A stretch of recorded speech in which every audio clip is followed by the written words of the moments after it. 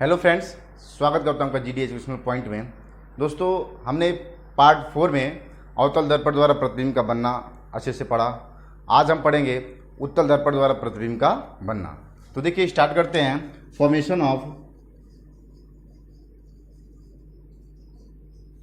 Of image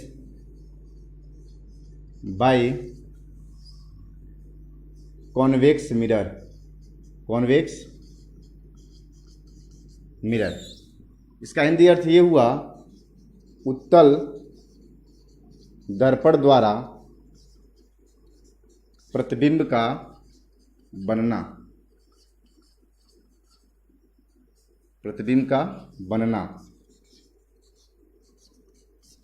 जिसमें इसमें क्या है, दो ही आपको किरण आरेख बनाने हैं। पहला क्या, अगर वस्तु अनंत पर हो। दूसरा क्या है, अगर वस्तु ध्रुव और अनंत के बीच कहीं स्थित हो। तो देखिए, पहला पॉइंट नोट करके लिख लीजिएगा। अगर वस्तु कहाँ पर हो, इन्फिनिटी पर हो, वस्तु इन्फिनिटी पर हो तो उसका प्रतिबिंब कहाँ बनेगा, जिसको बोलते हैं अनंत पर हो। तो वस्तु, अब प्रतिबिंब किरण आरेख बनाते हैं। तो उत्तल दर्पण कैसे बनेगा? उत्तल दर्पण में जो दबा हुआ भाग है उसको हम पालिश कर देंगे तो उत्तल दर्पण बन जाएगा।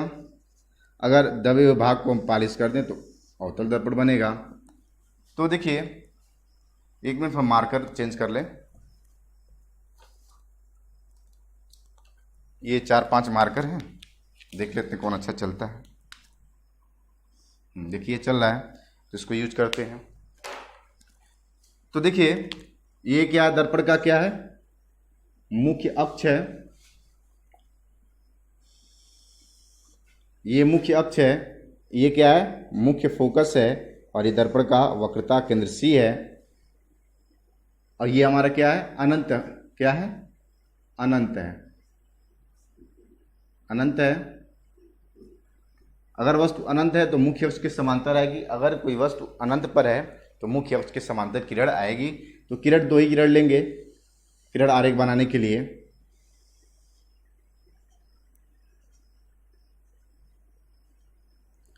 तो अगर आएगी मुख्य अक्ष के समांतर तो परावर्तन के पश्चात मुख्य फोकस से होकर निकल जाएगी यहाँ पर, लेकिन नहीं दिखाई दे रहा मुख्य फोकस से जाते हुए, लेकिन जाएगी। कैसे जाएगी, अब देख लेते हैं कैसे जाएगी। ऐसे करके निकल जाएगी यहाँ पे, तो मुख्य फोकस पे आके प्रतिच्छेदित करेगी। तो इस बिंदु पर क्या हो रहा है, प्रतिच्छेद कर रही है। तो ये क्या बन रहा है, ये वस्तु यहाँ पर है। क्या है, वस्तु है। ये क्या है, इमेज है, इसका प्रतिबिंब है। तो इस तरह से अगर वस्तु कहाँ पर हो, अनंत पर हो, तो उसका प्रतिबिंब कहाँ बनेगा, मुख्य फोकस पर बनेगा। अगर पूछा जाए वस्तु का आकार क्या होगा और प्रतिबिंब का आकार क्या होगा, तो वस्तु की अपेक्षा क्या होगा, बहुत ही छोटा होगा। कैसा प्रकृति होगा उसका, आभासी होगा। तो इन सभी बातों को आप लोग नोट करते चलिए। अब आते हैं दूसरा जो है, दूसरे के बारे में देखते हैं। दूसरे में हम लोग अच्छे से देखते हैं। दूसरा क्या हमारा, दूसरा ये है, अगर वस्तु, आप यहाँ पॉइंट लिख दे रहे हैं, आप नोट कर लीजिएगा। अगर वस्तु दर्पण के ध्रुव और अनंत के बीच कहीं स्थित हो तो उसका प्रतिबिंब कहाँ बनेगा। तो देखिए क्या क्वेश्चन पूछा जा रहा है। फर्स्ट पहले क्या करेंगे, आप उत्तल दर्पण बना लेंगे।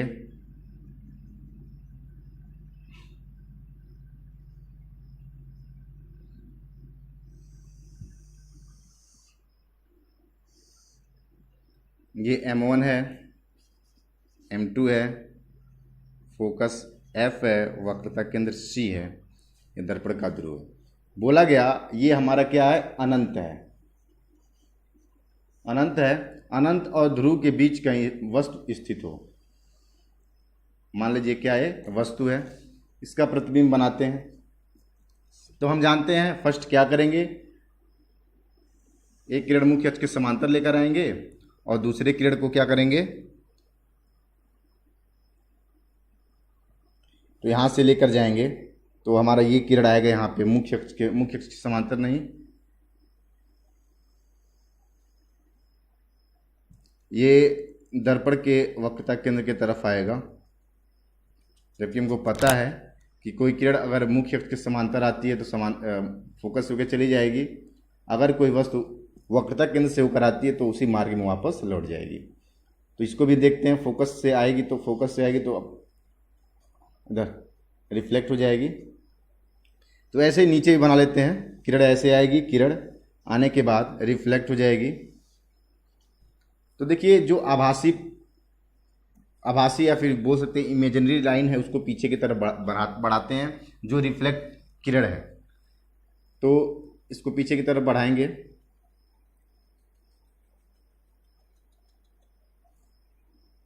ऐसे पीछे की तरफ बढ़ाएंगे। तो एक और इसके लिए लेकर आते हैं,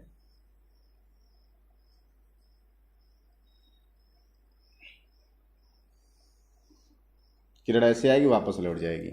तो देखिए यहाँ पे प्रतिच्छेदित कर रही है, तो आप चाहें तो यहाँ भी बना सकते हैं, ऐसे निकल जाएगी। तो ये बिंदु पर प्रतिच्छेदित कर रही है।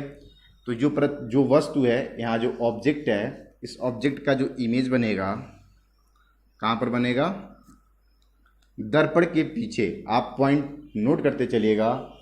अब आप बात आती है प्रतिबिंब के बारे में। प्रतिबिंब कहाँ बन रहा है, कैसा बन रहा है, उसका आकार क्या, प्रकृति क्या है। तो आकार देखिए वस्तु की अपेक्षा क्या है, छोटा है, आभासी है, दर्पण के पीछे बन रहा है। तो आप इस पॉइंट को नोट कर लीजिएगा। तो ये थे उत्तल दर्पण द्वारा प्रतिबिंब का बनना।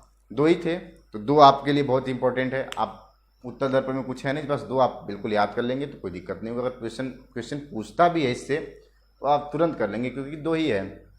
और अवतल में क्या था, 6 थे, 6 थे। तो 6 में प्रॉब्लम होगी कि कौन सा प्रतिबिंब बनाए, कौन सा प्रतिबिंब नहीं बनाए। तो दोस्तों अब इसके बाद जो पार्ट बनेगा, जो वीडियो बनेगा, उसमें क्या होगा, इस चैप्टर का फाइनल बनेगा। फाइनल जो भी कॉन्सेप्ट रहेंगे बताए जाएंगे, और इससे संबंधित जो भी क्वेश्चन रहेंगे उसको भी सॉल्व कराए जाएंगे, न्यूमेरिकल हुए, और आपको बता दिए जाएंगे कौन कौन से क्वेश्चन बोर्ड के अकॉर्डिंग या बोर्ड के हिसाब से कौन कौन से क्वेश्चन पूछे जा सकते हैं, पिछले साल या 10 वर्ष में कितने क्वेश्चन पूछे गए। इन सभी चीज़ों के बारे में अच्छे से डिस्कशन होगा अगले वीडियो में। तो दोस्तों यदि आप इस वीडियो को देखते हैं, या 5वां पार्ट है ये 5वां पार्ट है लाइट का, अगर आप पहली बार 5वें पार्ट को देख रहे हैं तो रिक्वेस्ट आपसे ये है कि आप शुरू से जाइए प्लेलिस्ट में, साइंस का आप देखिए, साइंस का कब से क्लास चला, आप तुरंत आप शुरू से पढ़ेंगे पार्ट 1, पार्ट 2, पार्ट 3, तो आपके लिए बहुत ही बेटर होगा और चीज़ें अच्छे से समझ में आएंगी। यदि आप चैनल पर नए हैं तो चैनल को सब्सक्राइब कर दीजिए। अगर आपको वीडियो पसंद आता है तो वीडियो को भी लाइक कर दीजिए। दोस्तों बस आज यहीं तक।